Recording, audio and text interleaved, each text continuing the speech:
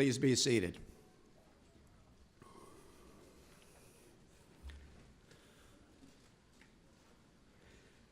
Good afternoon and congratulations. It's a privilege to be here with you on this joyous occasion. I'd like to extend my warm wishes to all of you gathered in the audience today, to our graduates, and to the friends and families of the Regent Law Class of 2019, JD graduates, MA graduates, and LLM graduates. Also, I'd like to extend my warmest wishes and my thanks to the spouses and parents of today's graduates. I know that you experience their joy as your own.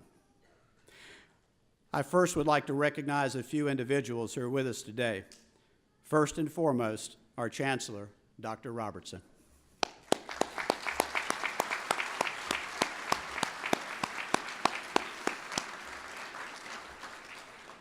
Our Executive Vice President for Academic Affairs, Dr. Marino Riaño.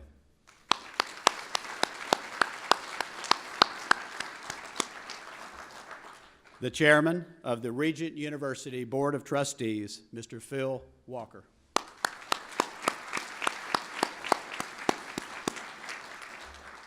And Mr. Bill Maynard, who also serves on the Board of Trustees.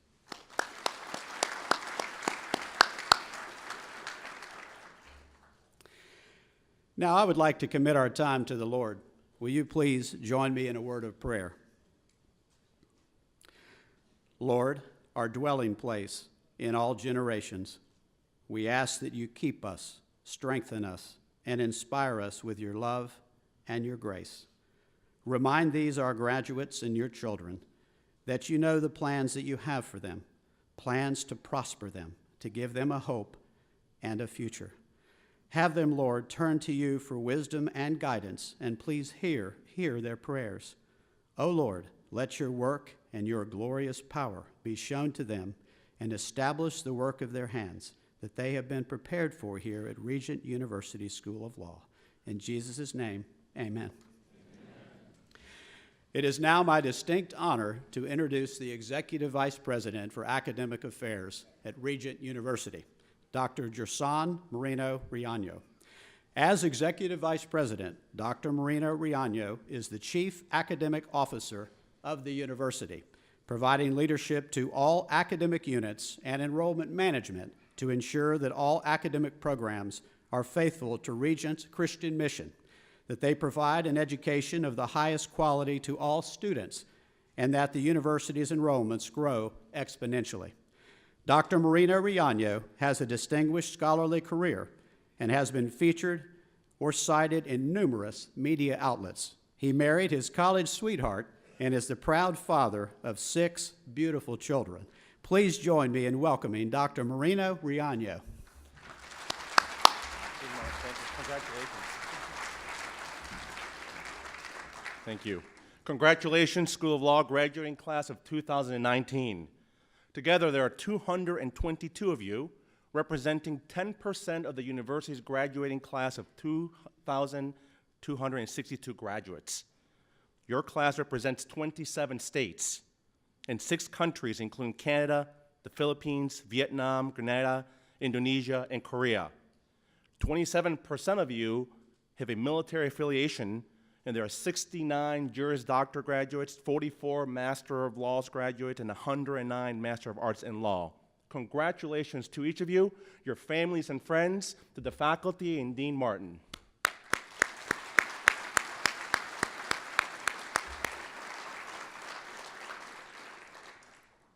Graduates, you're about to embark on a new and incredible chapter in your life.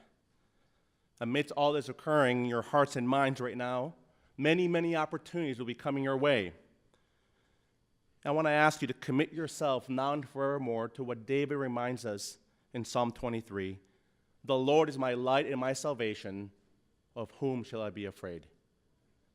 The Lord is your light, and he will show you where to go. And he will protect you every step of the way.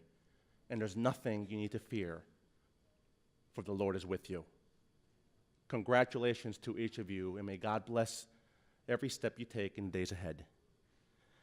And now it is my distinct privilege to introduce Regent University's founder, Chancellor, and Chief Executive Officer to deliver a commissioning charge and prayer. Our Chancellor has achieved global renown, ladies and gentlemen, as a religious broadcaster, philanthropist, educator, leader, businessman, and prolific author. He's the founder of numerous organizations that continue to advance the good in the kingdom of God throughout the world, including the Christian Broadcasting Network and the American Center for Law and Justice. He has garnered numerous awards for his service and work throughout the world in carrying the gospel throughout all lands. One of the most exemplary facts about our Chancellor is the following, ladies and gentlemen. He's one of the most brilliant men that I know, and he's a man that humbly seeks the Lord each and every day of his life, with a heart full of faith and conviction and passion for the Lord and his word.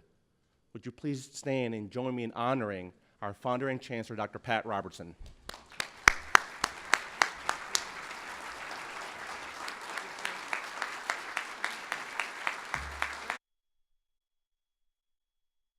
Thank you very much. Be seated. I'm thrilled to welcome what may be one of the biggest classes we've ever had at Regent University Law School. I'm glad to see all of you parents that are here. I know you're proud of the young men and women who are graduating this day or tomorrow, and it's my privilege to welcome every one of you to this event. I'm a graduate of Yale Law School, class of 1955, a long time ago. And I have watched in our nation something that's appalling, and I want to share with you why I think what you're doing is important, because the lawyers, frankly, are the advisors to the presidents, to the executives, to the leaders of the nation. We have, for example, from our law school, we have 6 people right now who are serving as assistant counsel to the President of the United States, and one who is the head of the organization I founded, the American Center for Law and Justice, is one of the 2 principal counsels to the United States President. So we're intimately acquainted with what it takes to get cases through the Supreme Court, to get granted certiorari and all the rest of it. But let me tell you what you need to know about what's happened in our law, because it affects every single human being in America. There was an organization called the ACLU, the American Civil Liberties Union, and it was formed to defend convicted Bolsheviks. And the role of the ACLU has been to take all of religious value away from the public square of our nation. And we have come up against them on a number of occasions, and I might say, and have beaten them over and over again, which is a good thing. But I saw what was happening in our nation. And if you look at Supreme Court decisions, you must also know that the role of a law school can be very profound, because the law school at Harvard University, the liberal group of lawyers said, how can we affect policy change in America? And they said, we can't do it through the legislative means. The Christians, the conservatives have more votes than we do. But how can we make change? They said we can do it by selectively choosing cases to bring through the courts, get them to the Supreme Court, get Supreme Court decisions in our favor, and little by little will erode the moral fabric of this nation. Now, this was a deliberate activity. We're not talking about something that happened spur of the moment. It was carefully called out. You know, I was at Yale, and there was a famous case that came when I was at Yale. It was called Griswold versus Connecticut. And you say, well, what's that about? Well, there was a man named Griswold, and he wanted to buy condoms. And the drugstore said, Mr. Griswold, it's against the law in Connecticut to sell birth control. and we can't sell you condoms. And so he sued Connecticut. And that case went all the way to the Supreme Court. And one of the man who wrote the decision was a Yale law professor. And he searched the law books to find cases about condoms, and he couldn't find any. And he wanted to find cases about birth control, and he couldn't find anybody. So he took the Constitution, and he said, I see in the Constitution penumbras. Well, what in the world is a penumbra? Well, he said that, and people think it's an emanation. Well, what's an emanation? Well, an emanation is what happens after a solar eclipse as a little bit of light is going through each edge. And he said, I see emanations and penumbras in the 14th Amendment. And out of that, I have found a right of privacy. And the privacy that is being infringed upon is Mr. Griswold's chance to buy condoms in New Haven, Connecticut. And therefore, we need to establish a right of privacy. Now you say, okay, Griswold got his condoms and he should go away happy. But that wasn't the end of it. The ACLU put up another case, and this was a completely phony case. It was called Roe versus Wade.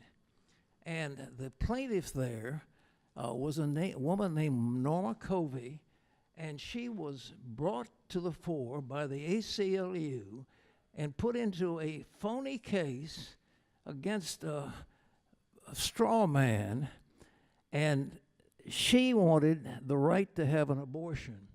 Well, it turned out that later on she recanted the whole thing, but it was too late. That case went through the courts, and then, citing the Griswold case, the right of privacy, the Supreme Court, led by a man named Harry Blackmun, issued a decision called Roe versus Wade, and later it was called Blackmun's abortion because it had no factual basis, no legal background whatsoever, and yet on the strength of that, the Supreme Court ruled it was unconstitutional to perform an abortion in the first trimester of birth. And then that subsequently has been expanded and expanded until now we have had a holocaust of something in the neighborhood of 50 to 60 million unborn babies who will not be bringing all of their talents, their beauty, their skills to our forefront to serve our nation because they have all been aborted. Well, the next one that came up had to do with the marriage of homosexuals. The states had uniformly voted time and time again that they did not favor legalizing same-sex marriage. But there was one judge in the Supreme Court who wrote a decision saying the important personhood, the dignity of the individual demands that laws prohibiting same-sex marriage be unconstitutional. So now the Supreme Court has ruled on that decision. And now the ACLU is going after things like, there was a prayer in North Carolina, our distinguished Gene knows about that, and it was on the maps that were handed out in North Carolina. It was a prayer for safety on the highway. Now, if you drive in North Carolina, you know you need prayer for safety. You do in Virginia, too. But the Supreme Court ruled that that was an unconstitutional establishment of religion. And you go down the line over and over again. Now, crosses in cemeteries are unconstitutional. Crosses in veterans' memorials are unconstitutional. Prayers at school are unconstitutional. Prayers at graduation, unconstitutional. Reading of the Bible was declared unconstitutional. And I read the brief of the people who are defending the law in Pennsylvania, and I'm telling you, any high school freshman could have written a better brief than the people who were supposedly defending that Pennsylvania law. But it was rolled over. And now we have a statement by the members of the current Supreme Court, at least the majority, that the Constitution basically does not permit any accommodation of religion, that any allowance of religion is an establishment clause. Now, the First Amendment is clear. Congress, not the states, Congress shall pass no law respecting an establishment of religion or prohibiting the free exercise thereof. That's what it said. But let me tell you, the extension of that is so bad that any religious expression, according to current Supreme Court feeling, that any expression of religion is an establishment contrary to the law.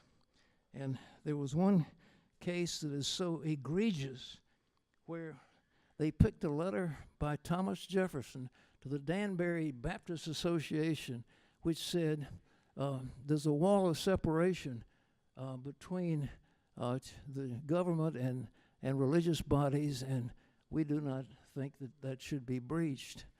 Well, the Supreme Court got hold of that, and Jefferson, did not sit on the Constitutional Convention. He was not part of drafting the Constitution.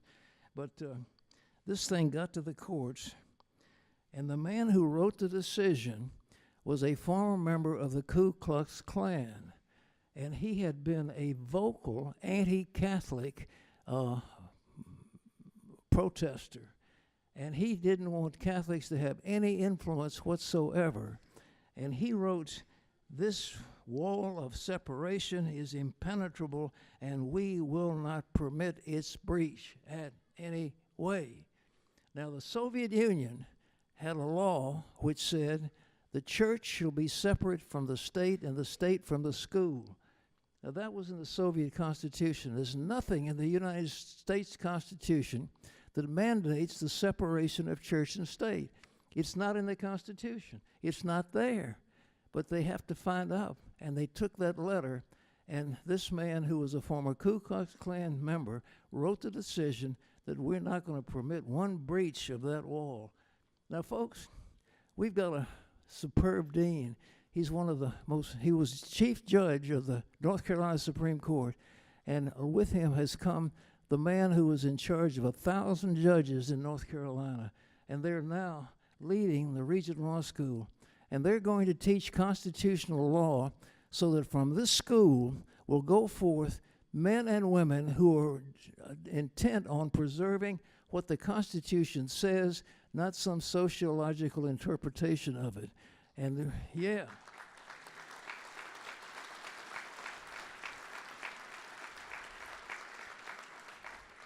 And I'm expecting our graduates from this school to become district court judges, circuit court judges, and one day we will have from Regent Law School Supreme Court judge, not just someone else.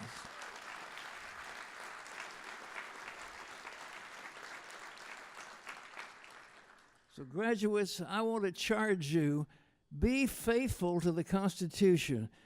Judge Scalia, who was down here several times, he was a great guy. I had dinner with him. He told me a joke. We were having dinner, this distinguished judge, and then he was talking about a movie, my friend Vinny, that he liked, who was an Italian, and he thought that was kind of funny. We talked about my friend Vinny.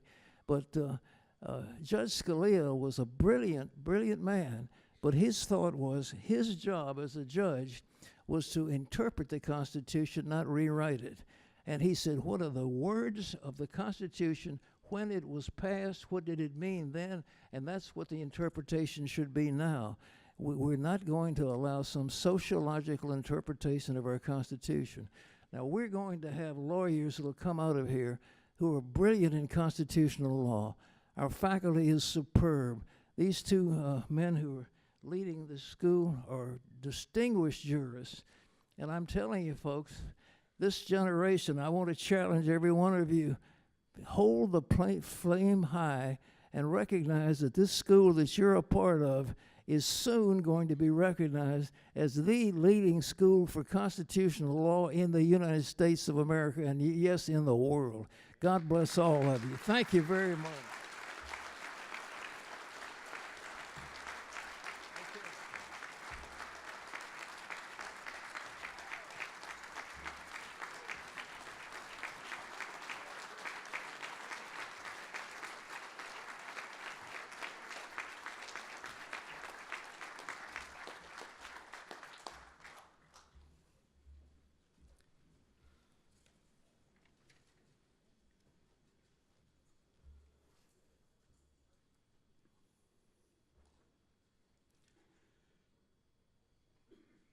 Now, everybody at the law school, the faculty, the staff, all of the students, understand that a legal education is not just a student coming to the school, sitting in class and taking some exams. It's a 3-year long experience for the JD graduates, a little shorter for the MA grads and the LLM grads. But at this time, we want to honor the members of each student's family that have made this possible. So at this time, if you are a spouse of one of the graduates, would you please stand so that we can extend our gratitude?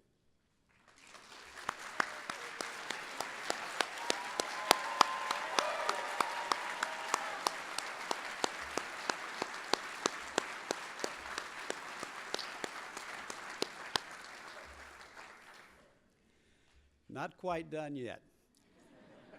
If you are a parent of a graduate, please stand.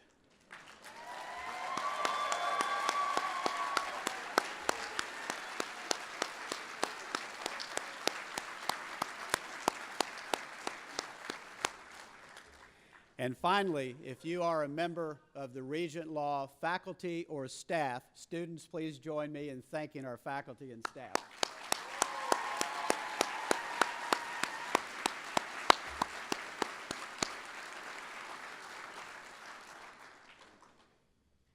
It's now my pleasure to move to a very important part of the program known as the award recognition.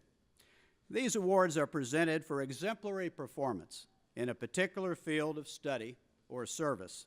I ask that the graduates please stand to be recognized, but remain at your seat when your name is called. A full description of each award can be found in your program. The first award is the American Law Institute Scholarship and Leadership Award, which is presented to William Palmer.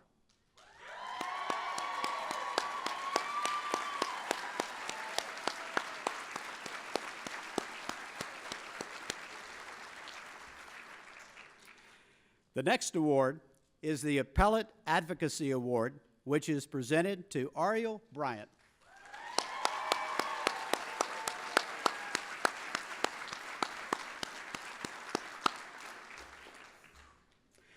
The Community Changer Award is presented to Madeline Jones.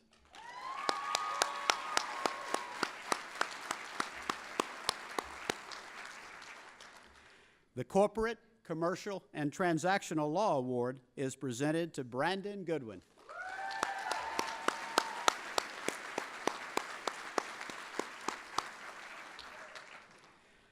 The Counselor at Law Award is presented to Melissa Kelly.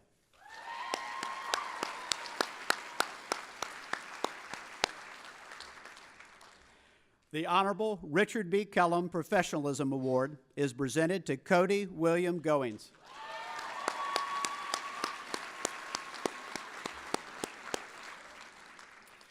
The National Association of Women Lawyers Outstanding Graduate Award is presented to Rebecca Garcia.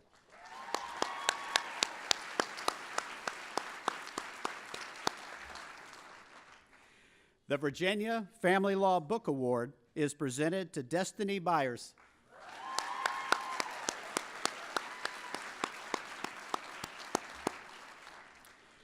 And the Virginia Trial Lawyers Foundation Trial Advocacy Award is presented to Molly Banis.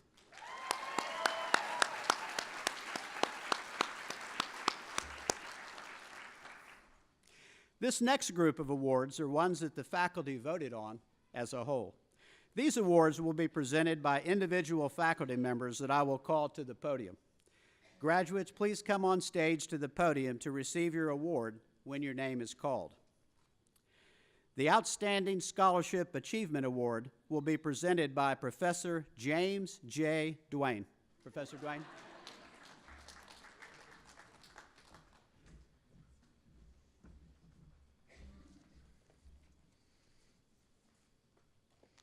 Guten Morgen. Good morning.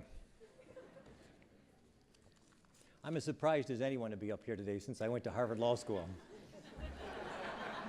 That's probably why they won't let me teach constitutional law. Of all the awards given out each year at graduation, the most prestigious and highly coveted is the Outstanding Scholastic Achievement Award.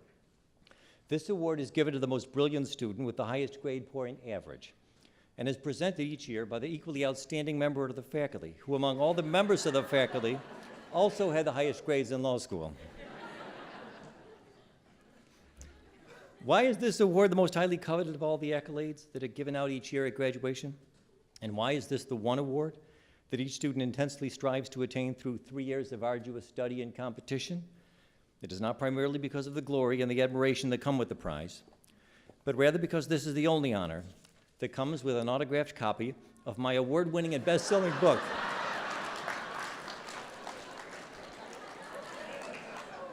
You have the right to remain innocent, a penetrating and provocative expose of the American criminal justice system. But let's talk about the award winner. In the fall of 2016, when our current graduates arrived at Regent Law School, they all shared the same unspoken prayer. Lord, if it be your will, please let me graduate at the top of the class with a nearly perfect GPA so I can finally earn the respect of my parents, the admiration of my classmates, and an autographed copy of that sweet book. This year, the competition was especially intense, as several students graduated with a GPA above 3.8 out of 4. And a few of these students were actually in the running until the end of last semester. Many others among you, as you know, on the other hand, were pretty much eliminated mathematically from the running when you got back your first graded assignment in legal research and writing. This year's winner graduates with an astonishing GPA of 3.98, which several of them just found out they're not the winner. Which may be the highest GPA in Regent Law School history. According to my back-of-the-envelope calculations, the only way to graduate with a GPA that high is to earn a grade of A or A+ in every single law school class except one, and to get a grade just barely below an A in only one class. I am not yet sure which member of our faculty messed up this student's shot at perfection. But an investigation has already been undertaken, and the professor responsible for this unfortunate error will be identified and replaced with someone more skilled in recognizing perfection when they see it. The winner of this year's award should not be much of a surprise to those of us who watched, as he picked up his book awards for receiving the highest grades in Property 1 and 2, Torts 1 and 2, Contracts 2, Business Structures and Agency, Evidence, Constitutional Law 1 and 2, Professional Responsibility, Virginia Procedure, Intellectual Property, Wills, Trusts and Estates, and Advanced Physical Biochemistry. Fortunately for him, these so-called book awards no longer come with a real book, or he would have needed an extra trailer to haul them all home with him. The winner of this award was able to earn this astonishing GPA, even while serving as a member of the Business Law Society, the Federalist Society, and as the managing editor of the Regent University Law Review. He also served as a judicial intern for the Honorable David Linetti in Norfolk Circuit Court, and the Honorable Mark Davis, Chief Judge of the U.S. District Court here in Norfolk. After graduation, he will join the prestigious Norfolk firm of Van Devener Black, after serving a one-year tour of duty in public service while clerking for the judges of the Norfolk Circuit Court. It is my honor to present this coveted award and an autographed copy of this extraordinary book to Daniel Stevens.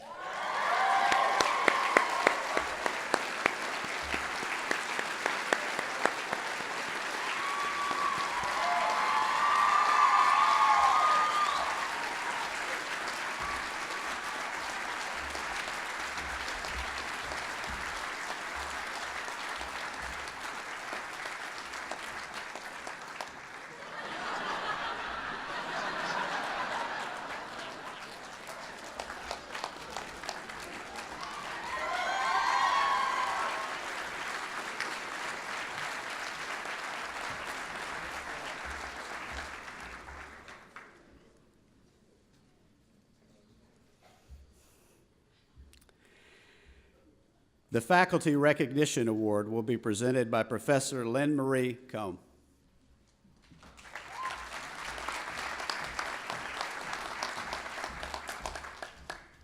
Good afternoon, everybody. I get to present the award that the faculty has chosen for this student, all the faculty together. And actually, I have to tell you that every single graduate sitting here deserves a Faculty Recognition Award. Every single person we love dearly. And you can see that when you see us greet them, and we're so proud of them, so proud of all they've accomplished. Even you, Adam, yes, even you. Yes, very proud of all of them, almost as proud of them as you are. But the winner of this year's Faculty Recognition Award is an honors student who took on law school with such a vigor and gusto and enthusiasm in ways that I have not seen in my 25 years of being here at Regent. In fact, I kept trying to talk her out of things.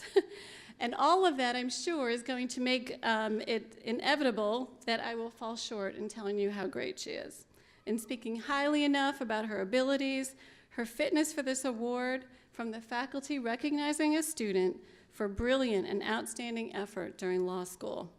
This person has successfully competed in more competitions than I can count, has managed at the same time to squeeze in 3 excellent legal externships, one with a business law firm, one with a public defender's firm, and one public defender's office, and one with a Court of Appeals judge. You only have 2 summers to do all this stuff. Anyway, she has also served as executive editor of the Law Review, she chaired the Trial Advocacy Board, and she served as a law chaplain for 3 years, getting up at 7 in the morning on every Tuesday to lead small groups. This person has just been performing every one of these duties with excellence. As a standout for the gusto with which she has taken on law school and much deserving of this Faculty Recognition Award, the 2019 winner is Molly Banis.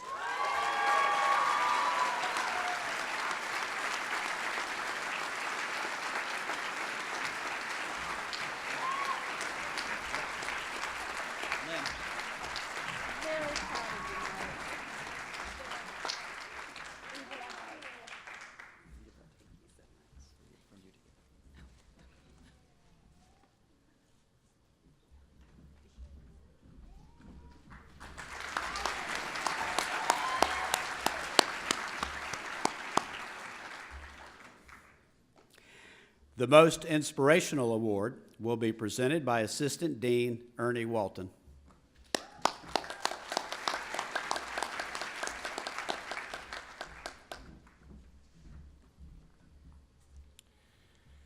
I have the incredible honor of presenting to you the award for Most Inspirational Student. While there are a number of great candidates in the class who could receive their award, there was one student to whom the faculty was immediately drawn. When I was reflecting on why the faculty was drawn and all seemed to agree that this student was the clear choice for this award, I thought of one thing. Really, one word came to mind: perseverance. The recipient of this award embodies perseverance, and his perseverance has inspired me, our faculty and staff, and the entire law school, and we are honored to recognize him and his family. The scriptures are replete with references to the importance of persevering through trials. Consider the familiar passage in James 1. James 1, verse 2. Consider it pure joy, my brothers and sisters, whenever you face trials of many kinds, because you know that the testing of your faith produces perseverance. Let perseverance finish its work so that you may be mature and complete, lacking in nothing. Continuing in verse 12, blessed is the one who perseveres under trial, because having stood the test, that person will receive the crown of life that the Lord has promised to those who love him. John Captain has persevered through many trials. Just wait. I'm not done, John. You got to listen for a lot longer. You got to listen. You're not getting off that easy. He's not just endured or lasted, he has excelled and thrived. After graduating from the Naval Academy, serving 12 years in the Navy and being promoted to lieutenant, having 4 children, it was finally time for John to fulfill a lifelong calling and dream, to go to law school. But 1.5 years before coming to law school, John and Tracy, his wife Tracy is here as well, and we can have her stand in a second. John and Tracy lost their 6-year-old son. He was diagnosed with a rare brain tumor. After months and intense prayer and seeking various forms of medical treatment, John and Tracy's 6-year-old son, Johnny, went home to be with the Lord on October 4th, 2015. Despite this unthinkable tragedy, John and Tracy continued to persevere.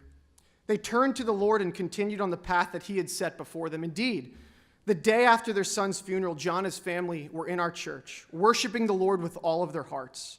I remember I looked across and saw his family, looked across the church, and I saw John and his wife and his kids raising their hands, worshiping our God and our Savior, singing their hearts out. Just yesterday, they were grieving the loss of their son at his funeral. And now, after likely having not slept a wink, here they were, hands raised in worship to the sovereign God who had called their 6-year-old son home to be with him. I remember crying as I watched John and his family. I was humbled and I was inspired. Their testimony of worshiping God in the midst of unspeakable suffering built my faith, continues to build my faith, and has built the faith of many. Shortly after, John and his family had to decide where to attend law school. John was accepted to the University of Virginia, which was a lifelong goal for him. But the Lord made it clear to John that he was called to Regent. As I watched John process this decision, I was humbled and inspired that he would give up his own dream and the worldly prestige of going to UVA to follow the clear call of God and come to the better law school, Regent University. Since coming to Regent, John and Tracy and their children have continued to persevere. Things didn't get easier. While they continued to grieve the loss of their son, they moved out of their house into a tiny little apartment in the village, cramming all their life and 3 children into a little apartment. Tracy, John's wife, battled cancer. John and Tracy continued to raise 3 small kids while going to law school, which in itself is enough of a trial. I could go on and on knowing John and his family about the many trials that they have faced in these past years. Despite these trials, John persevered. While at Regent, he has modeled academic excellence, professionalism, servant leadership, and an unparalleled passion for the glory of Christ in all things. He has discipled other students and been a spiritual pillar in the law school. He inspires me, and I am grateful to call him not only my brother in Christ, but also my friend. Please join me in congratulating John Captain as the winner of the Most Inspirational Student.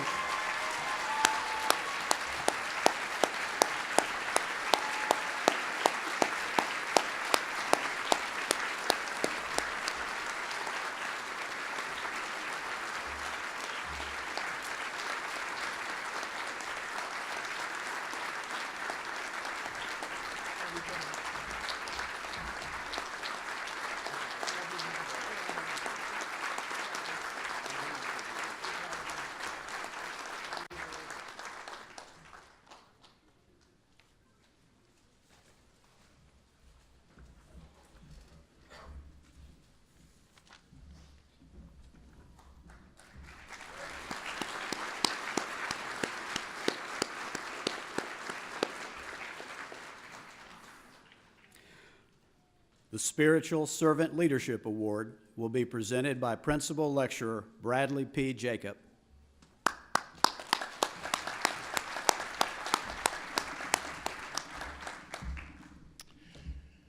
I should point out that I was going to give away my autographed copy of You Have the Right to Remain Innocent until I looked at my bookshelf and realized I was never given one.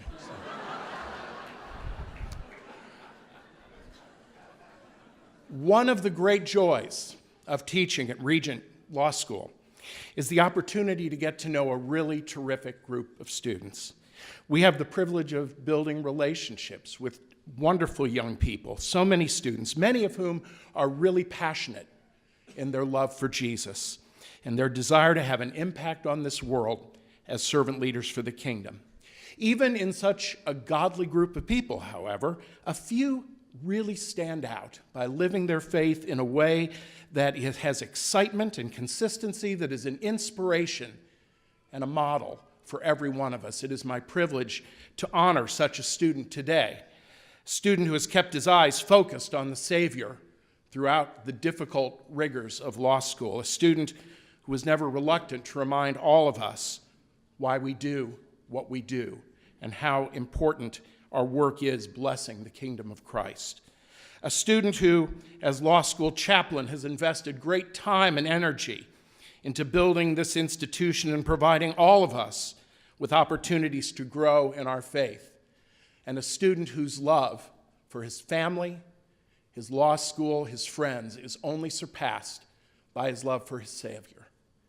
it is my privilege, and I ask you to join me in congratulating the winner of the 2019 Spiritual Servant Leader Award, my friend, Mr. Michael Sylvester.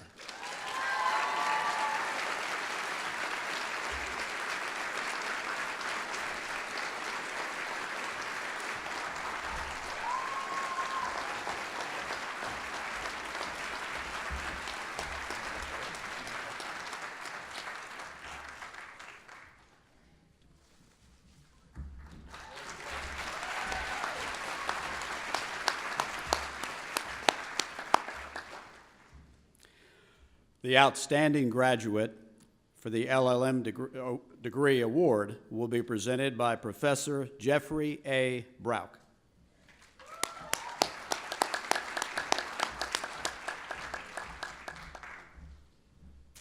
Well, thank you. The law school has two Master of Laws, or LLM, programs, one in American Legal Studies for graduates of foreign law schools and one in Human Rights. And the winner of the Outstanding Graduate of our LLM Programs Award is Sung A. Kim, who's just done an outstanding job in the American Legal Studies program.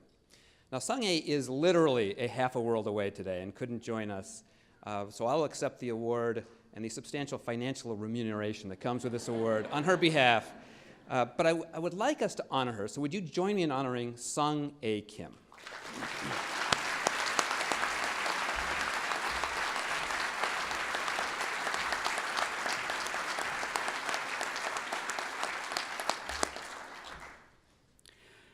The Outstanding Graduate Award for the JD degree will be presented by Professor Lynn Marie Combe.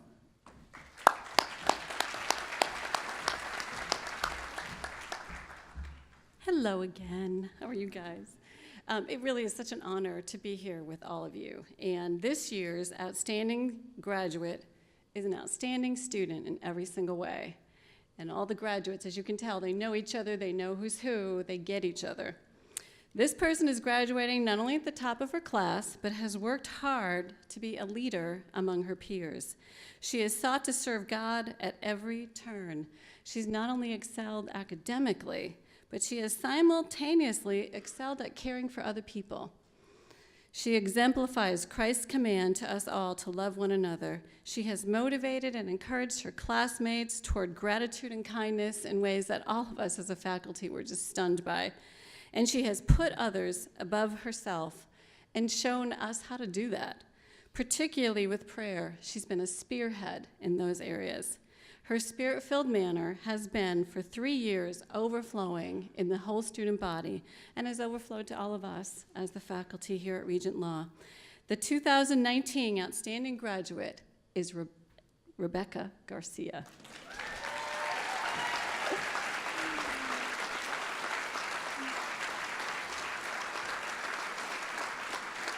I'll do it like this time.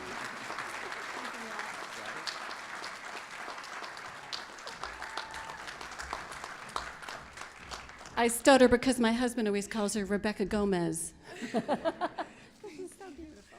Congratulations, Rebecca.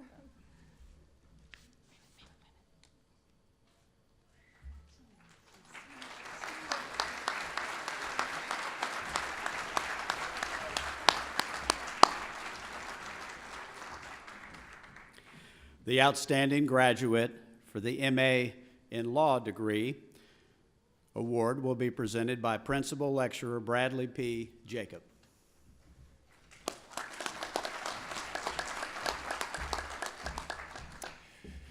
As the director of the Master of Arts in Law program, it is my pleasure to honor the winner of this year's Outstanding Graduate in the MA of Law program, Miss Kara Salmons, the daughter of Regent J.D. alum and Judge Ron Salmons. Kara has completed her MA in Law with a concentration in human rights and the rule of law with a perfect 4.0 GPA, makes that 3.98 look, you know. But that's my MA students. They're a top bunch. Kara and her family were unable to be with us here today, so I will accept the award on her behalf. Please acknowledge Ms. Kara Salmons.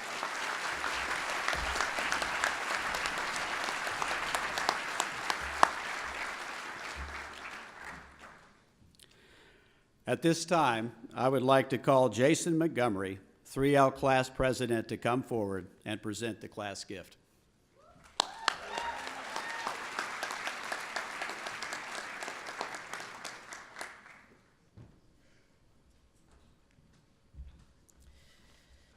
As Dean Martin said, my name is Jason Montgomery, and as some of you may have just found out today, I'm the 3L class president. From the beginning, we have spent a lot of time in the courtrooms, from events that we've held there, or intramural competitions, or trial advocacy moot court. It is only natural then that as the class of 2019, we would want to leave a remembrance, a mark on this school in those very classrooms. So I'm proud to announce that we've commissioned seals to be placed in the moot courtroom and the 2 practice classrooms, and we're giving those to the school. So.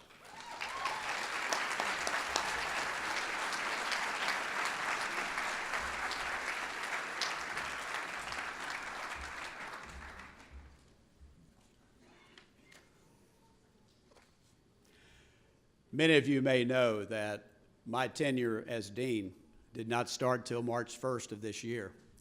And it's amazing the warm welcome the students and faculty had for me.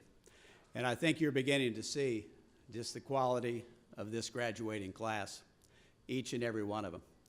And what I'd like to do now is let's just give one more round of applause for all the graduates that won an award.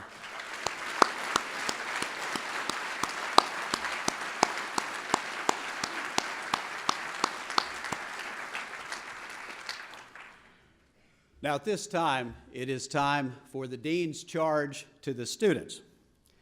So I'm going to look this way and speak directly to each of you. Today is a day to reflect on all that you've done, with God's help, over the last several years. You have been equipped. Now, go and serve.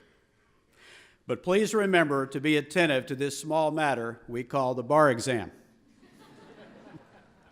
You will need to focus carefully on your preparations for the bar exam, regardless of where you will be taking it, UBE or non-UBE jurisdiction. Now let's move quickly to some career advice. First, from President George W. Bush. To those of you who have received honors, awards, and distinctions, I say well done. And to the C students, I say you too can be President of the United States.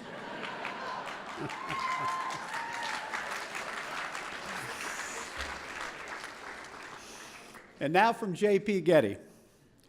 My formula for success is rise early, work late, and strike oil. Okay, I know, it's time to be a little more serious. First and foremost, I want to thank each of you, members of the class of 2019, for your overwhelming kindness and warmness since I arrived at Regent Law School on March 1st. Your acceptance of a new dean mid-semester during your last semester at Regent Law has had a profoundly positive impact on me. Your unconditional love, your unconditional acceptance. And for that, you will always have a very special place in my heart, and I thank you. To all the graduates, I first say congratulations. Not just because you're about to receive a postgraduate degree, which is an honor in its own right, but also because you're about to join an ancient and noble profession. Our nation was founded, in no small part, by lawyers. 25 of the 56 signers of the Declaration of Independence were members of the legal profession. And of the 55 framers of the United States Constitution, 32 of them, a clear majority, were lawyers. Alexis de Tocqueville spoke of lawyers as an American aristocracy, one not of birth, but of knowledge and temperament. We live in a different time than de Tocqueville, and the law and the legal profession are different in other ways as well. Our nation and our world are more interconnected than ever. And the law, which was never simple or prosaic to begin with, is becoming even more complex and specialized. Rapid changes in technology are changing the legal profession more and more every day. Unlike founding era lawyers, lawyers today do most of their research on online databases, draft most of their documents on computers, and send text and emails to their clients on mobile devices. But what remains the same almost 2 centuries later? Those timeless values and fundamental principles that you have learned here at Regent Law School. Among them are logic, reason, and faith. You will undoubtedly encounter a myriad of moral dilemmas in the legal profession, and you will need to be intimately familiar with all applicable ethics codes, interpretive guidance of those ethics codes, and the formal and informal assistance of those individuals who administer such codes. But we as Christians are so fortunate to have an additional source of guidance to help us navigate ethical challenges and to help us be better lawyers. And it's called the Bible. As the Apostle Peter said in 2 Peter chapter 1, verses 5 through 7, make every effort in exercising your faith to develop moral excellence, and in moral excellence, knowledge, and in your knowledge, self-control, and in your self-control, steadfastness, and in your steadfastness, godliness, and in your godliness, brotherly affection, and in your brotherly affection, develop Christian love. That is, learn to unselfishly seek the best for others and to do things for their benefit. Notice the emphasis in this passage on serving the needs of others. And that is central to what we do each day as lawyers. So with these first principles of logic, reason, and faith firmly established in our hearts and our minds, let's work together to confront the many challenges that we will face as 21st century lawyers. As lawyers, we play a stabilizing role in our society as emissaries of the legal profession and guardians of the rule of law. Justice Stephen Breyer has remarked that the important divisions in the world today are not on the basis of race or nationality or country or where you live. They are really between people who believe in a rule of law and those who believe in a rule of force. As lawyers, we must all take our commitment to the rule of law very seriously.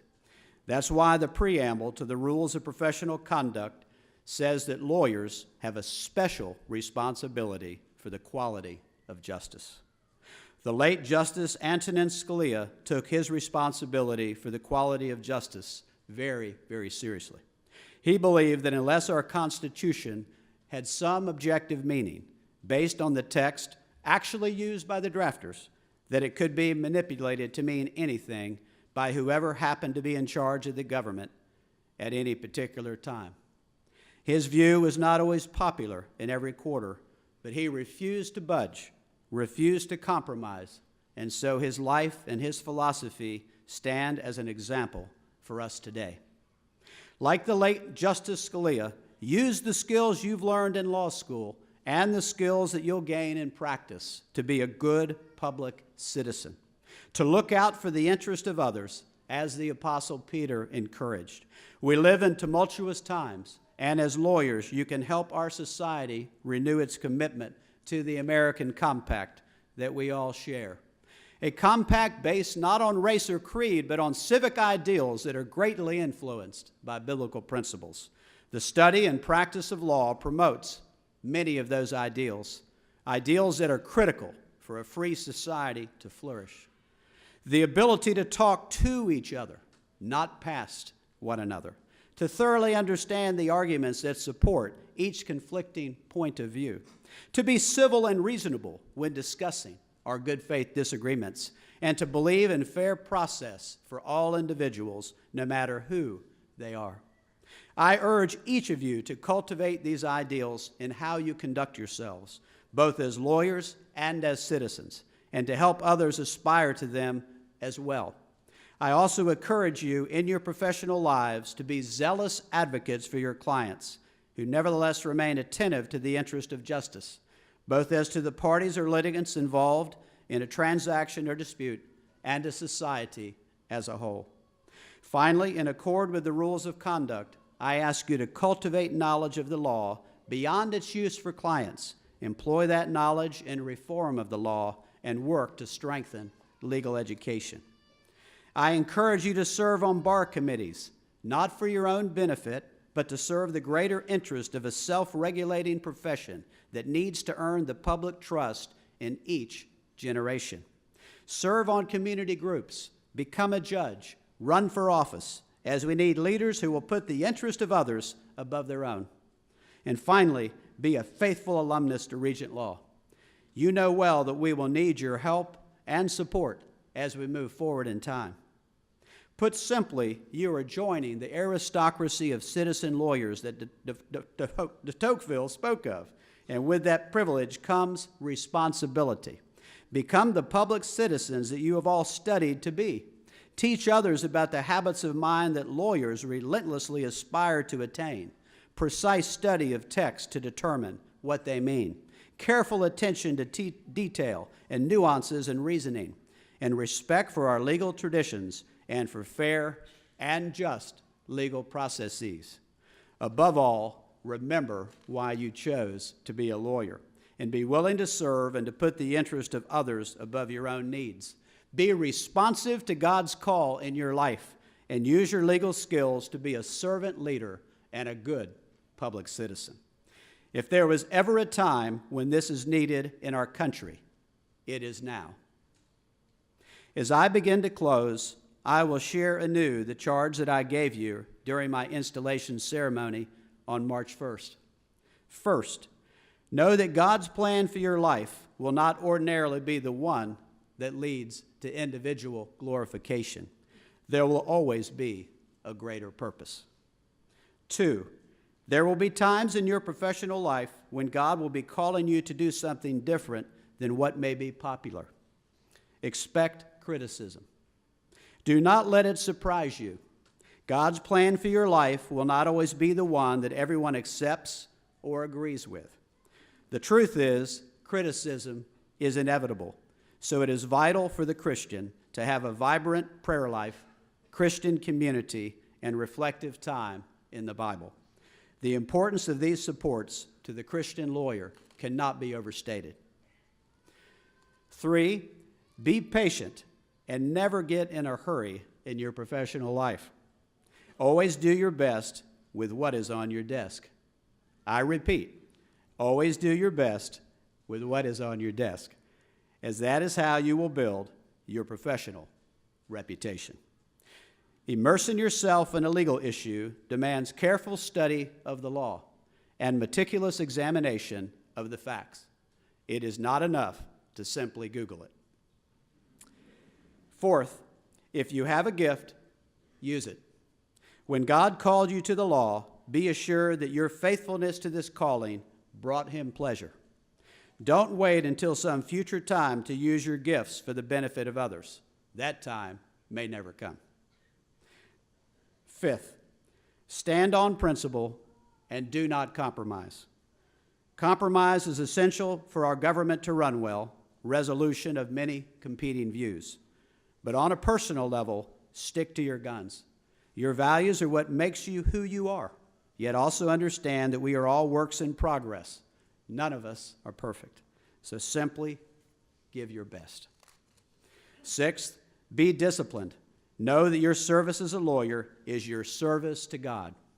As the Proverbs tell us, do you see a man skillful in his work? He will stand before kings. He will not stand before obscure men. And finally, seventh, focus on the needs of others, as the Apostle Peter has encouraged us to do. In closing, I encourage you to respond affirmatively to the words of the prophet Isaiah. And I heard the voice of the Lord saying, "Whom shall I send, and who will go for us?" Let's declare individually and collectively, "Here I am, Lord, send me." So let's all say that together now. "Here I am, Lord, send me." I hope that you will leave this graduation ceremony with joy in your hearts, deservedly so. But I also ask that you leave here with a sense of purpose and a sense of duty towards our profession, our nation, and our God. Never forget that God has chosen you to pursue a great calling, and never sacrifice your integrity or your principles. As members of the bar, you will be trusted by the public to be a good steward of the law. Earn that public trust. Congratulations again, and may God richly bless you and grant you a fulfilling and successful legal career. Thank you very much.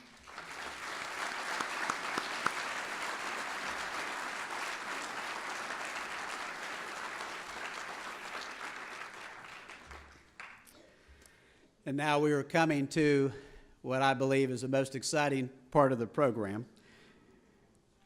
At this time, we come to the portion of our ceremony where we will ask the graduates to come forward to be hooded. If staff and faculty marshals will please take your positions as Senior Associate Dean Warren and Professor Hernandez come forward to hood the graduates.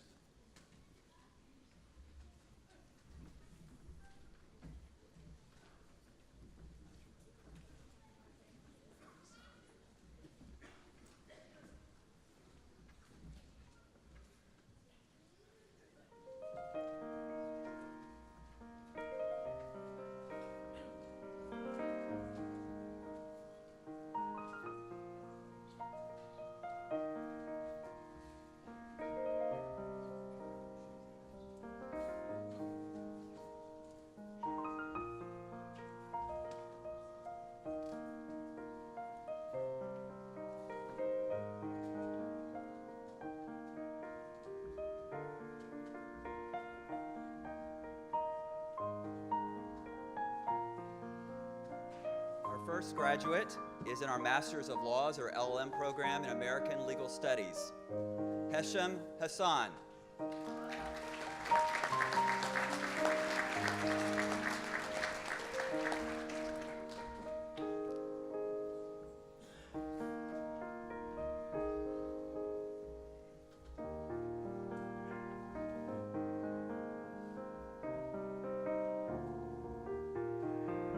And now for our Juris Doctor graduates.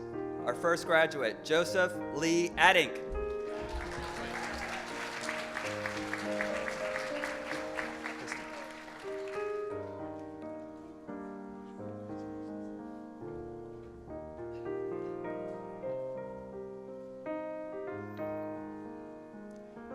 Kristen Lynn Alexander.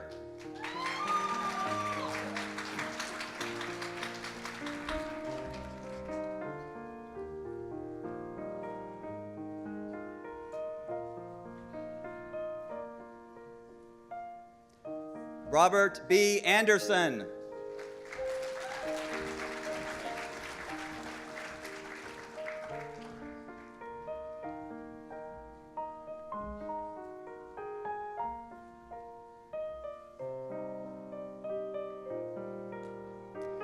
Alexander Christian Engel.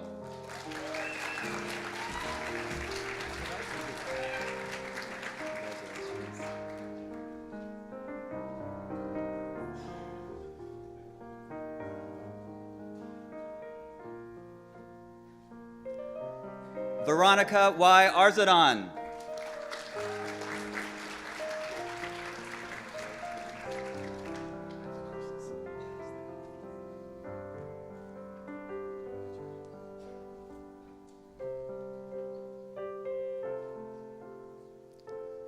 Molly Catherine Banis.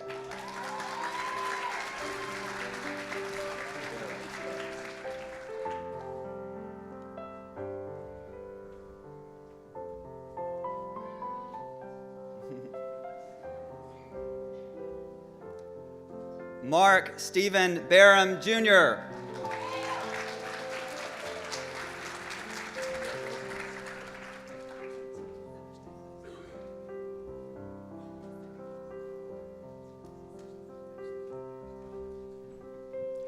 Tyler Ben Barnes.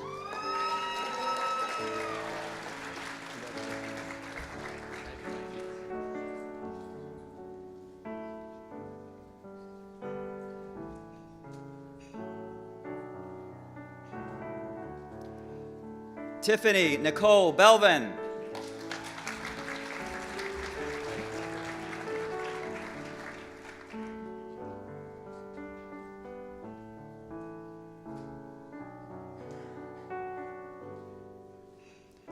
Bethany Ann Brock.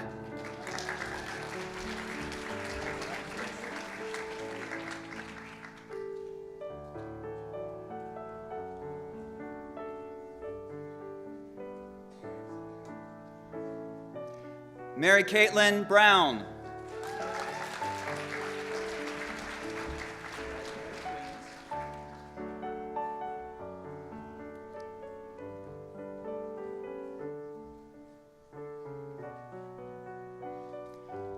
Ariel Heinzius Bryant.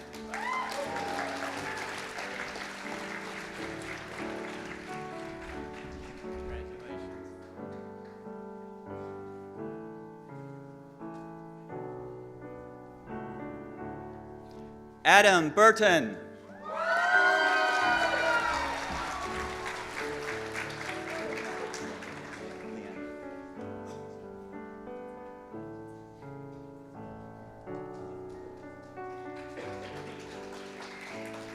Celia Leanne Butler.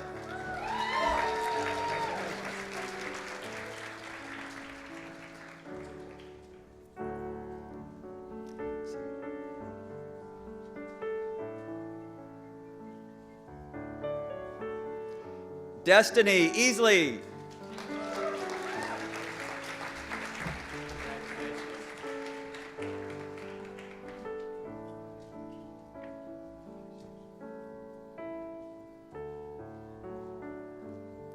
Ethan J. Byers.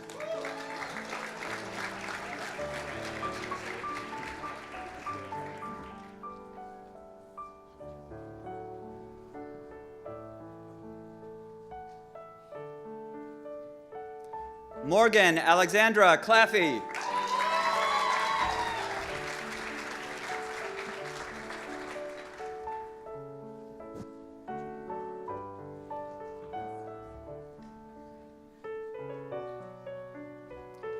Anna Dorothea Colby.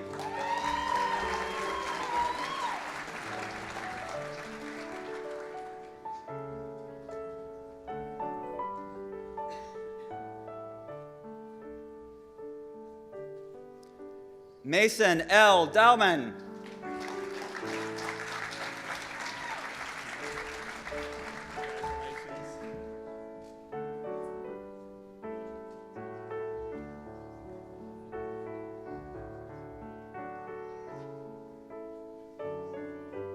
Ashna Nilesh Desai.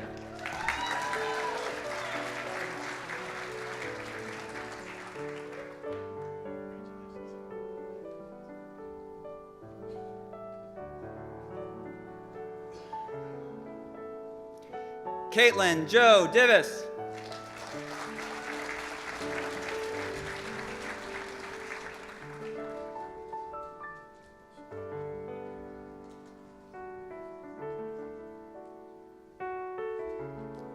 Natalie Marie Douglas.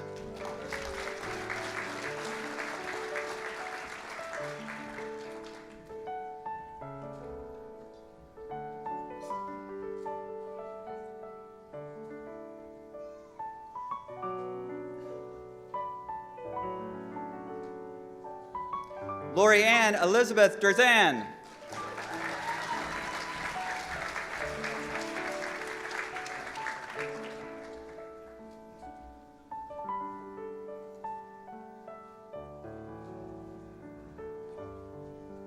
Amanda Marie Foster.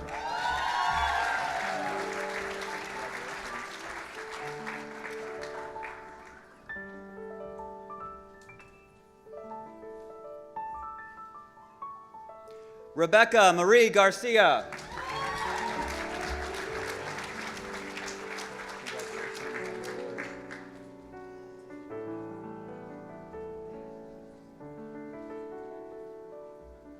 Cody William A. Goings.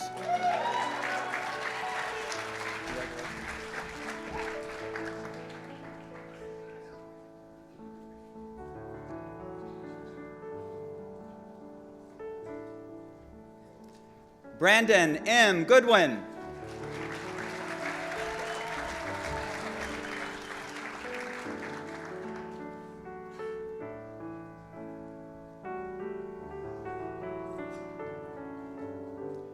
Jordan Christopher Heath.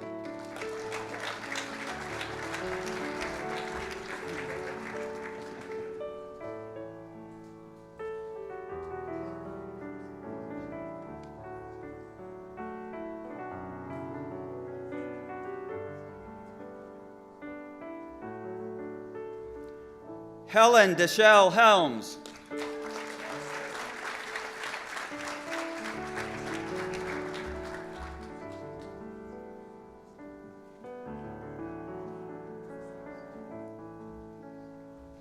LaShonda Diane Hess Hernandez.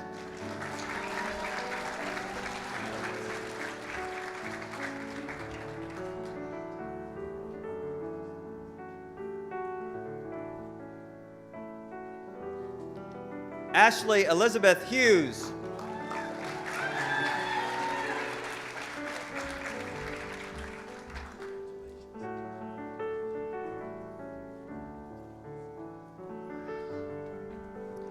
Giuseppe Pietro Izzo.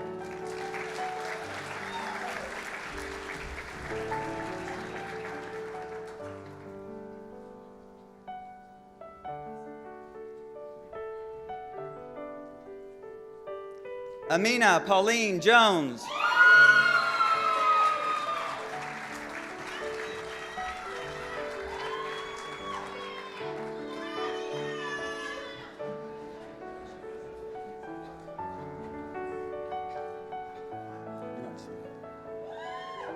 David J. Jones.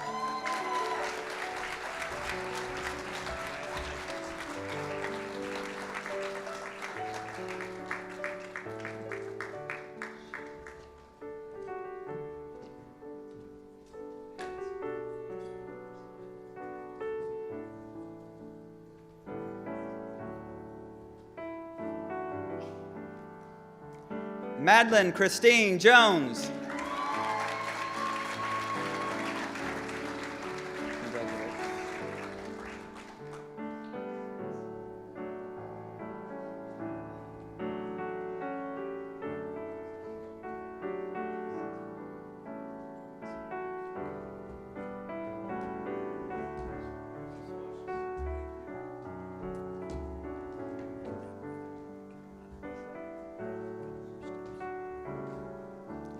John Michael Captain.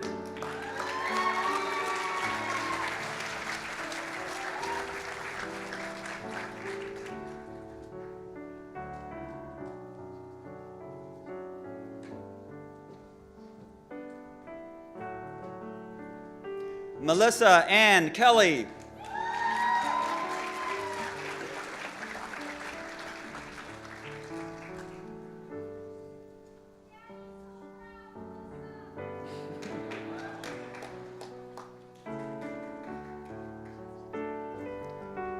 Courtney Danielle Knox.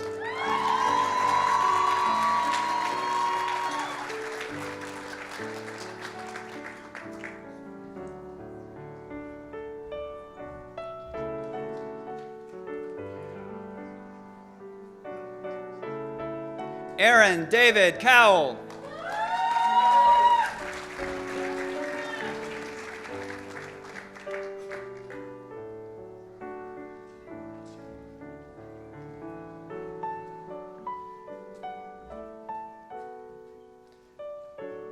Lydia Laidlow.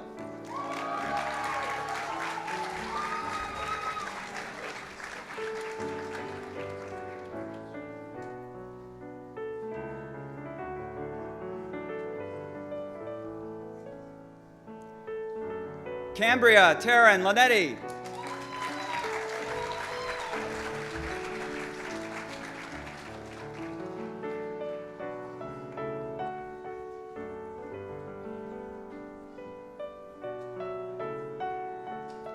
Erin Christine Kilburn McDaniel.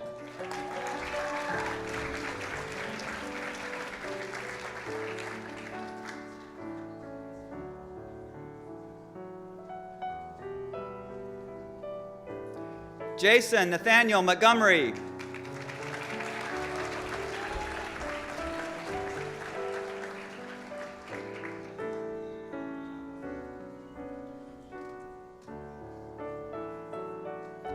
Christina Gabriela Nazario.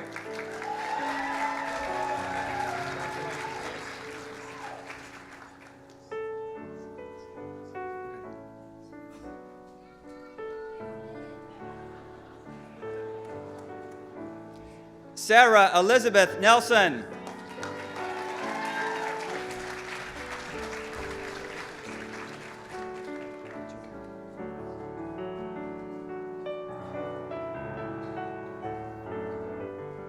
Jordan Ordway.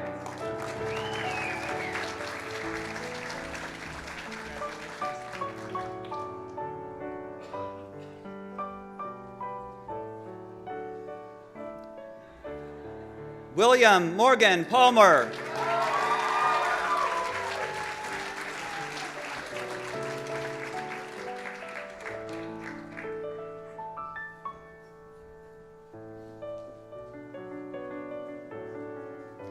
Justin Robert Pipes.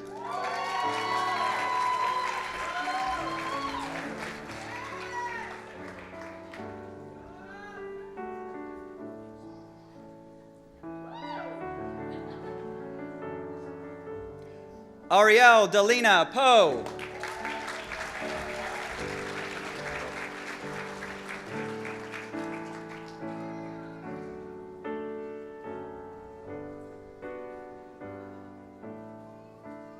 Cole M. Roberts.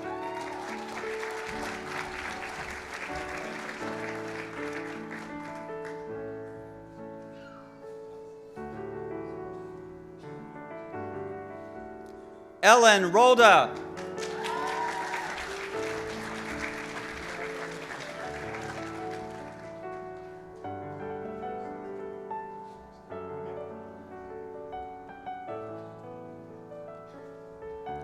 Melanie Lynn Sanders.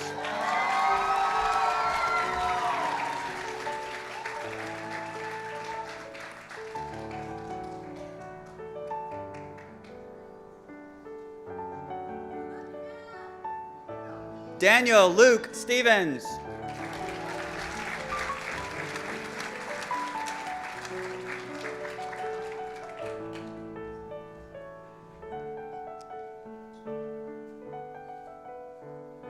Angela Lynn Sahi Sterling.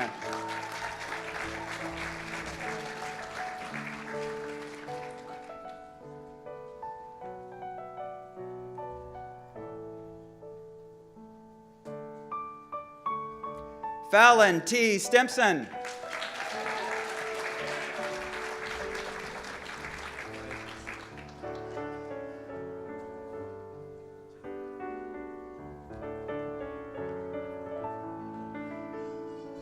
Michael Benjamin Sylvester.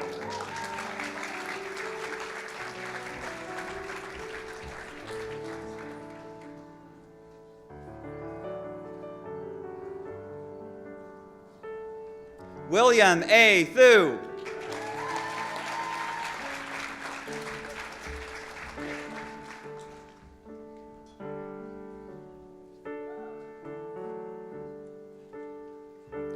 Ashley J. Teason.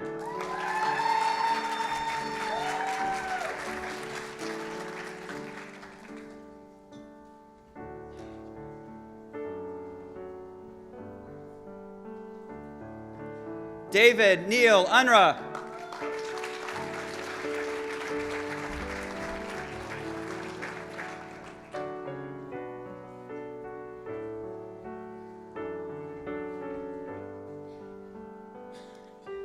Heather Lynn Ewer.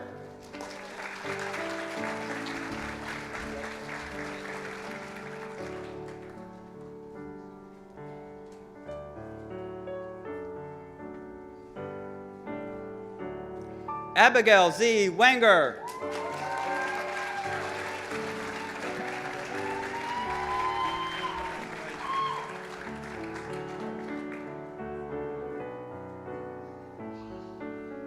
Ashley Michelle Williams.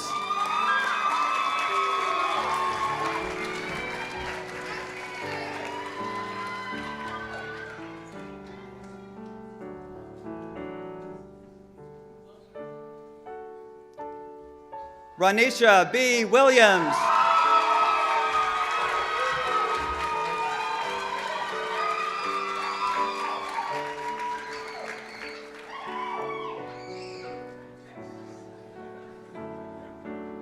Gordon Mitchell Walcott.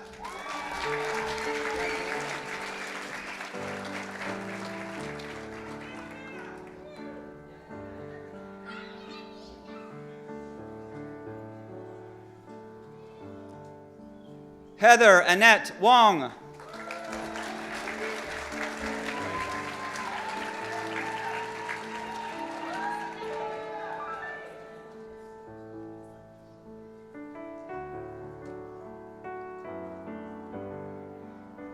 And now for our Master of Arts in Law graduates.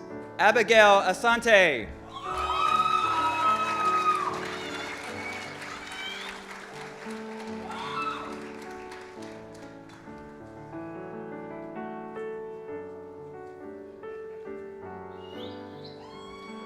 The Reverend Dr. James R. Bonner, Sr.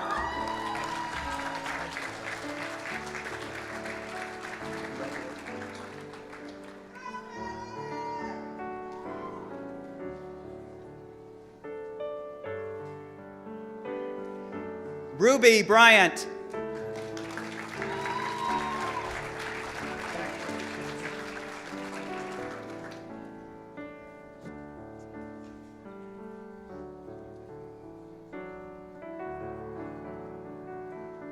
Lee Jordan Kaysen.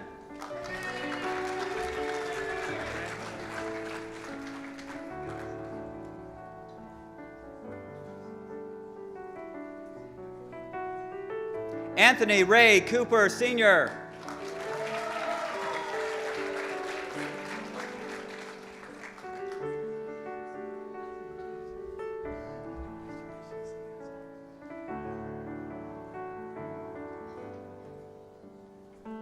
Winter Joy Dajanowski.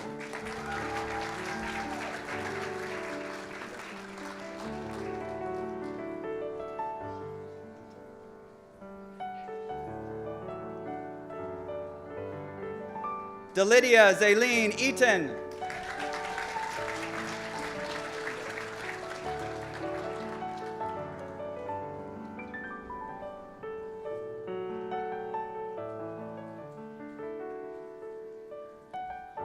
Amy Alice Edwards.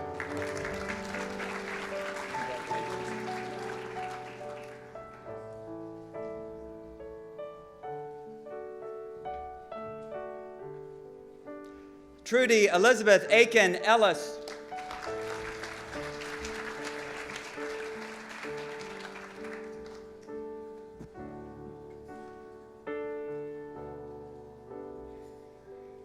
Whitney Sierra Fry.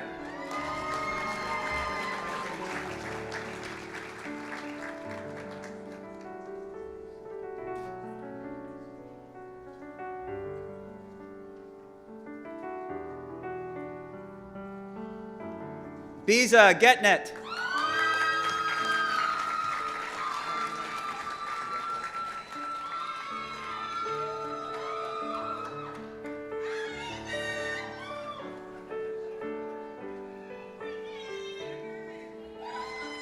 Dr. Darren T. Gibson.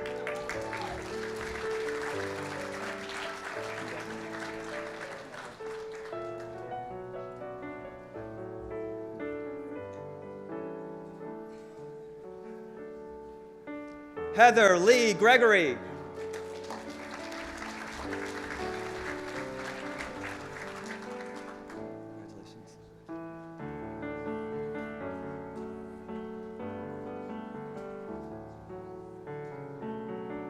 David Bryant Harvey, Jr.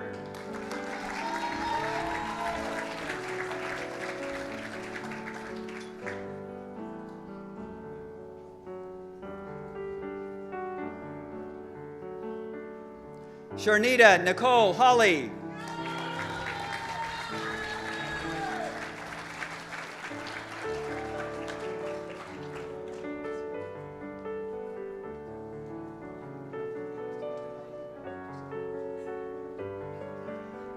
Cheryl Hudson McGant.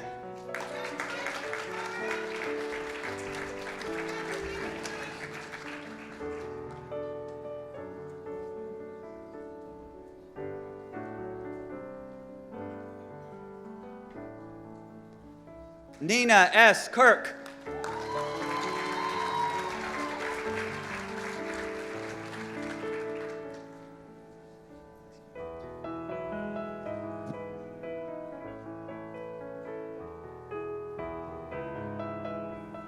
James Scott Leary.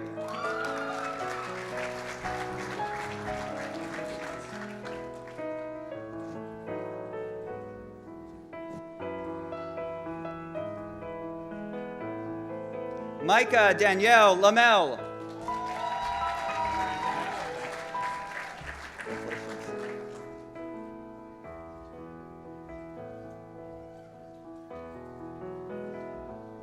Christopher T. Long.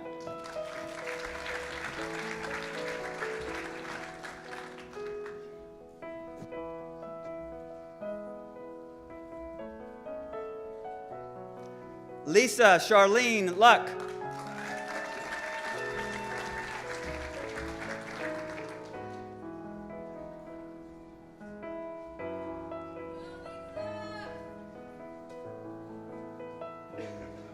Latricia Anil Ferguson.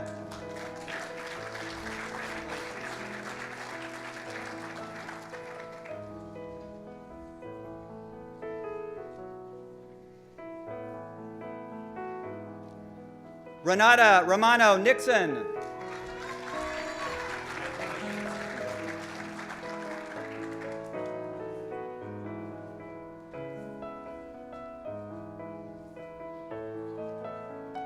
Rebecca Ann Parker.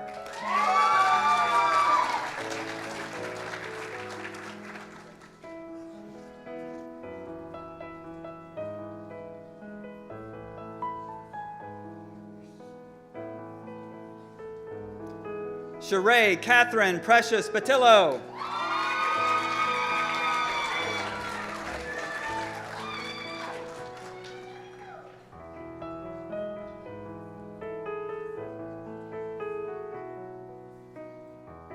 Ashley Simone Peterson.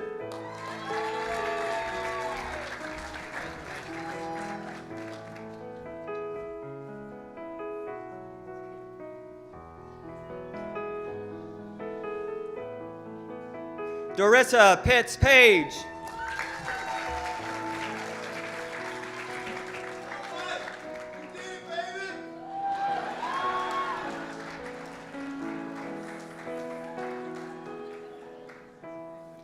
Fiona Pope.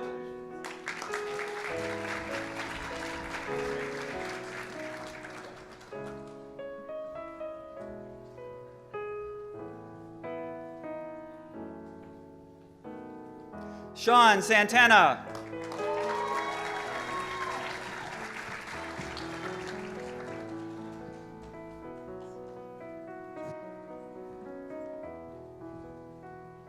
Jaira Lynn Scatliff.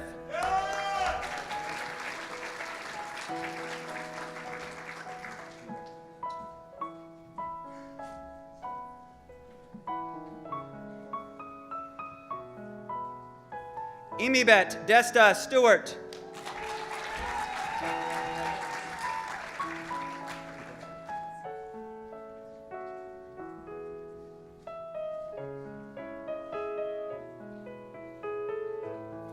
Eva Teresa Tancredi.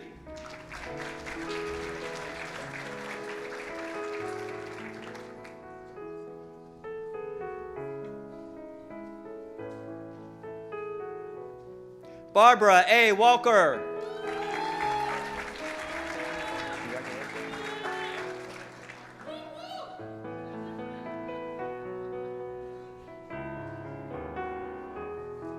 John Harrison Watts.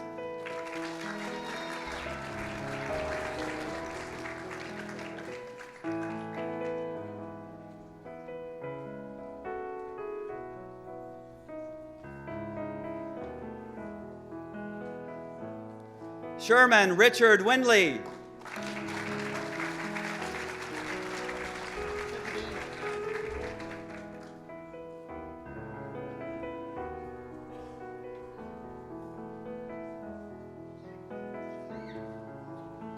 Charlie F. Wooten Jr.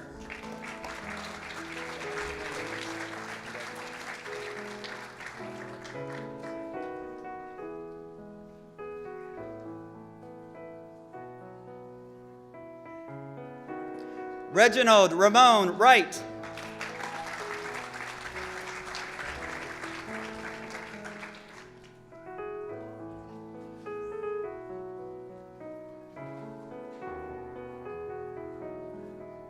Anne Margaret Zelenka.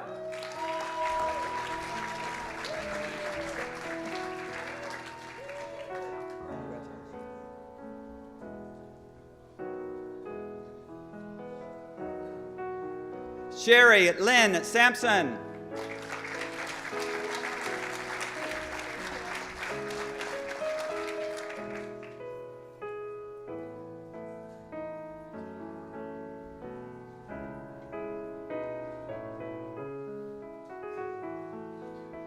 And our final graduate, Ida Cecilia Edwards Duncan.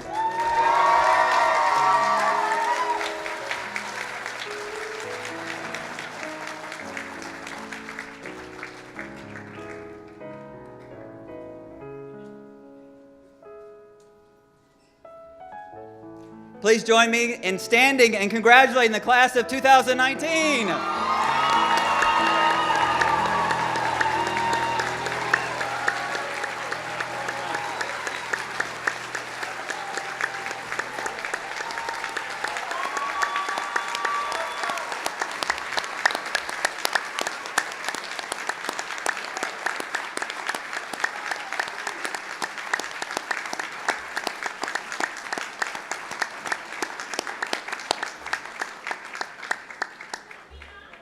At this time, we have asked 3 of our graduates to give a short testimonial of their time here at Regent.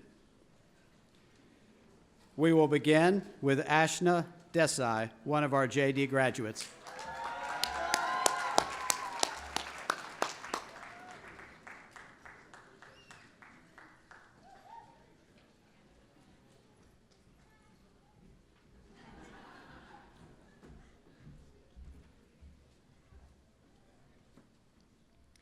By faith, I boldly came to Virginia Beach from the great state of Texas to attend Regent University School of Law. I felt that with its highly rated professors and mission statement that I would become fully prepared in knowing how to be an ethical attorney and even a Christian attorney. Granted, I was moving here alone, didn't really know anyone, but I knew I would make friends. Now that 3 years have rapidly passed by, I will say that my expectations were met. Yes, I feel prepared Yes, I feel prepared to practice law while maintaining and even thriving my spiritual life. Yes, the faculty were definitely top-notch, and yes, I made friends. However, my expectations were not just met, they were exceeded. The faculty didn't just care about my grades, but they cared about me, actually learning about my future and getting me connected with people. They prayed for me and calmed my nerves. They believed in me in times that I didn't believe in myself. They became my support system. I gained confidence in myself, I gained knowledge and wisdom, and I strengthened my relationship with the Lord in ways that I'd never imagined. But overall, the one thing that I definitely did not expect was to make lifelong friends here at Regent. Friends who truly understand me. The class of 2019 is truly exceptional in that your hearts are full of gold. You all generally cared for each other, celebrated each other's wins, and mourned each other's losses. You all became family. And I may have come to Virginia alone, but I'm leaving with a lifetime of memories and such great friends. And I know I'm not the only one thinking this, as all of us have said our heartfelt goodbyes for the past couple of weeks now. This journey was difficult, if that word even does it justice, but as the famous Miss L. Woods once exclaimed, we did it. Congratulations, class of 2019, the next batch of Christian leaders who will change this world. Thank you.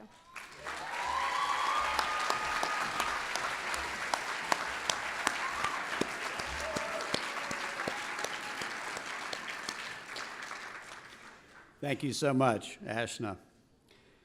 Next, I invite Reverend Dr. James Bonner Sr. to the podium. Reverend Bonner is one of our MA graduates.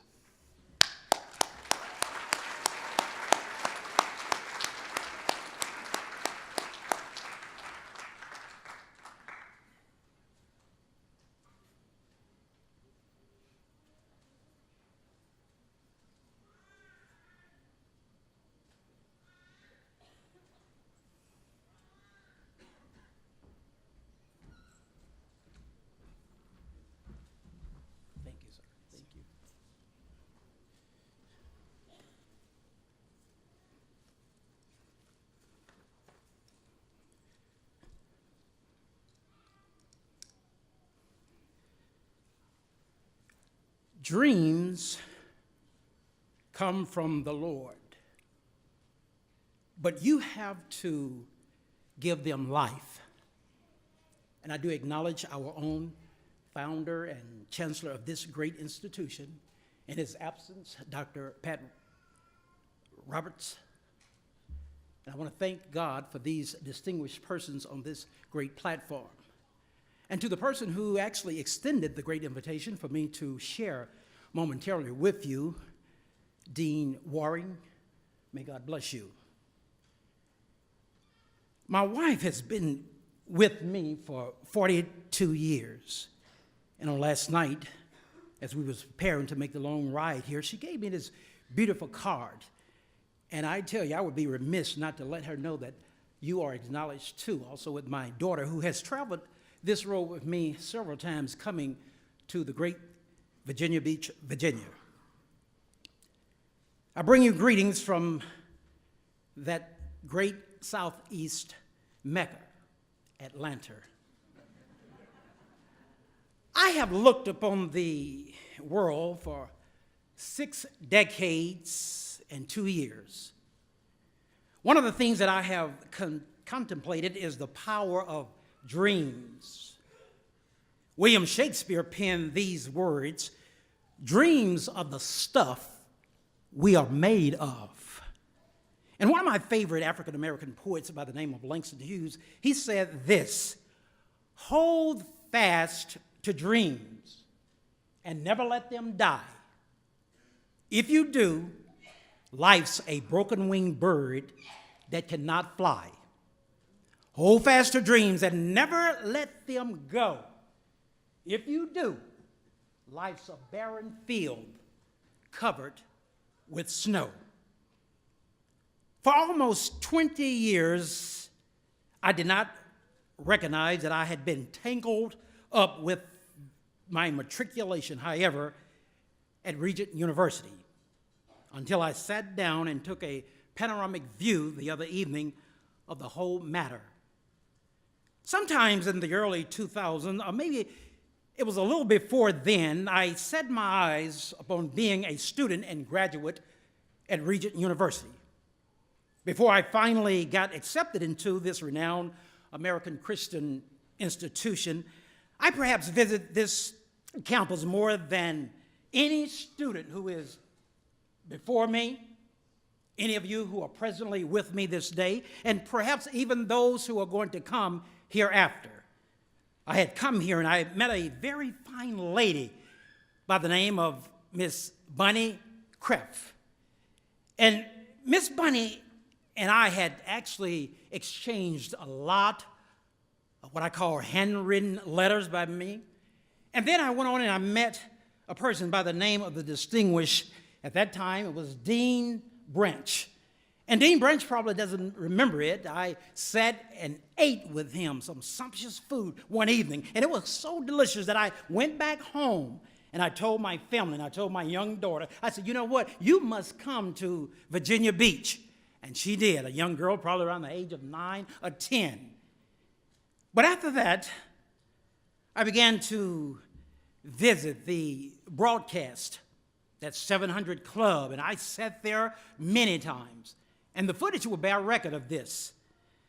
But I came to recognize that I did not want to really go through the grueling preparation of that LSAT, and I don't want to discourage any person who is thinking about becoming a lawyer. But what happened to me, that LSAT appeared, as I wanted to say, to be very, very grueling. Now, in reality, I had really convinced, I think, Dean Branch at that time, to let me in Regent without really my having to take that LSAT. If I didn't even convince him, I had convinced myself that I needed to get into this university because that was the only thing on my mind, was to become a student of this renowned institution. For maybe about 5 or more years of resting my spirit, I had really begun to think, well, you know, all this meandering, I'm going to rest it for a few moments. And around the fall of 2016, I was eventually facing an open door. And this is what happened. Regent University offers a master's of degree in law with no LSAT. I hit the phone then. I started that process all over again. I got in contact with the very first enrollment personnel, and I said to that person, I want to apply for the MA degree in law with a concentration in mediation and negotiation. And it happened right away. And again, as I close, in the conception and the language of that great poet, Langston Hughes, he said something like this: life, matriculating through my Lord's ordained and selected degree for me here at this university, it has not been no crystal stair. It has tacks in it and splinters and boards torn up. Oftentimes, at the tuition moment, my pockets were bare. But I kept the faith. I was fully convinced that the Lord had begun his great work in me, and I was in all that I was going to stand and make certain that I fulfill that call. And I like to say to my fellow graduates as I do go to my seat, let us not forget to give the Almighty thanks for all his great provisions that he has given to each and every one of us. And I want to say that there are going to be those of our brothers and sisters who will be coming up behind us. And what we want to do is always encourage them and always have something that they could, be inspired, because we have trodden and made a path. And this is our hope and the commission. And that is that we are going to, fight for justice. And we're going to impact this world. And it's my prayer that may God bless each and every one of you. Amen.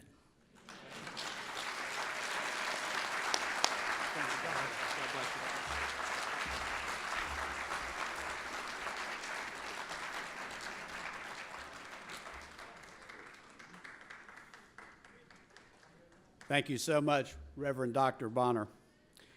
And finally, I invite Micah Lamel to the podium. Mike is another of our MA graduates and also worked in the enrollment management department during her time here as a student.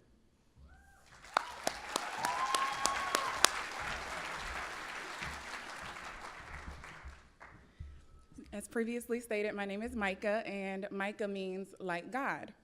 So from a very young age, I figured that I was called to be just like God. I grew up in the church, and my life changed when I was around 6 years old. That's when I chose to give my life to the Lord. And that's also when I announced to my family that I was going to be an evangelist and get people off of the devil's team and onto God's team. And that's also when I told my kindergarten class that Santa Claus wasn't real. So six was a serious time for me.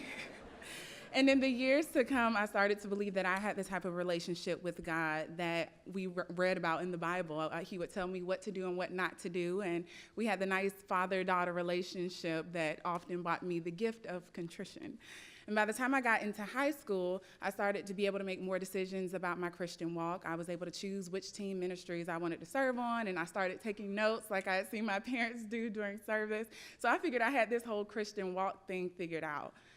I do what's right and good things happen. I do what's wrong and God will humble me. So I had figured out the formula and I was completely in control. So I thought. Homelessness came and breast cancer threatened to take the life of my mother, and other illnesses took the lives of my other family members. And it was just thing after thing after thing. And God was silent during this time for me. And so I thought, we're tag teaming my life, so if he's silent, I must need to project. And eventually, of course, I learned that the absence of God's voice does not necessarily mean that you need to speak up more. It might be an invitation to listen harder. Silence is the true language of God.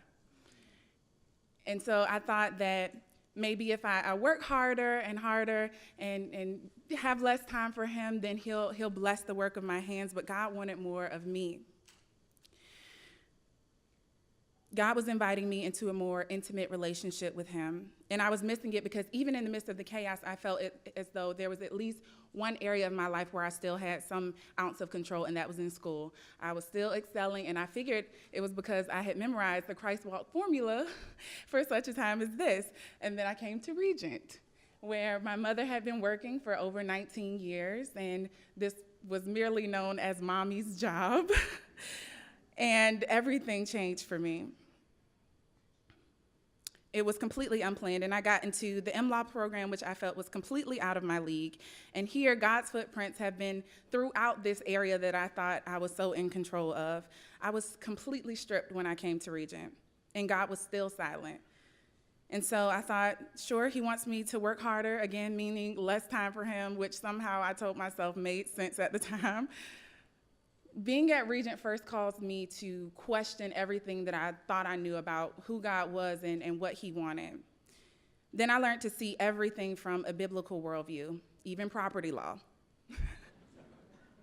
And finally, it taught me that there's no place where God is not, no area of our lives is off limits to him and his sovereignty. Time shall indeed be made for him in the lives of those who are called by his name. I thought that in dedicating myself to my work, I was pleasing him, but again, he wanted me, not the knowledge that I would soon forget.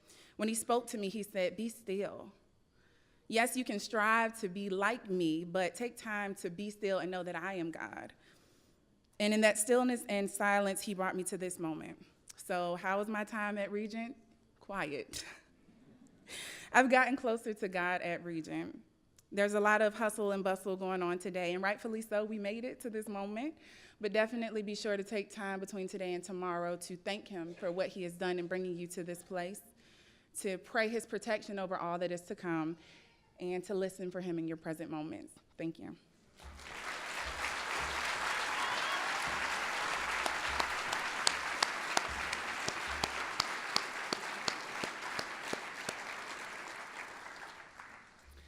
And now we come to a very special time in our service where we invite family and friends to join the graduates in a time of prayer with our faculty.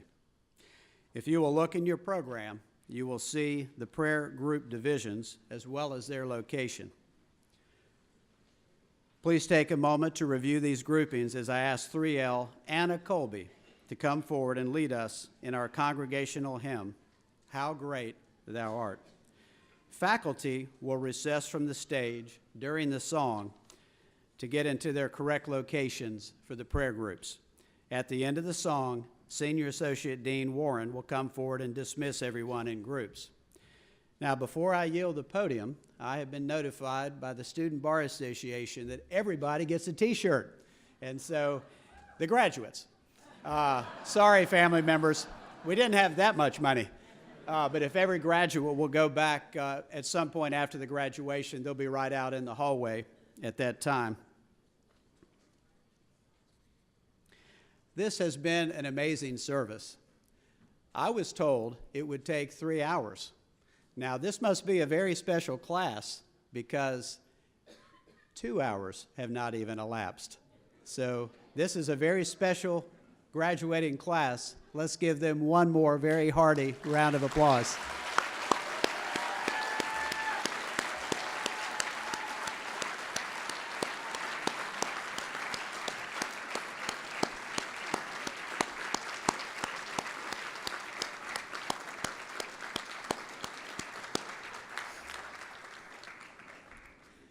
And on behalf of Regent Law, I just want to thank each and every person for being here today and being a part of this special ceremony. Thank you very much.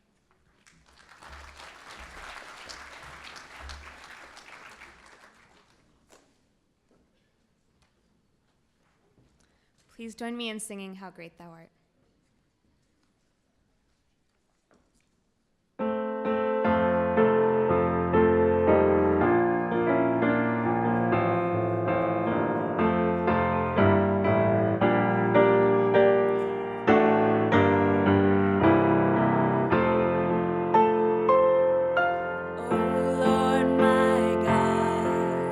When I in awesome wonder consider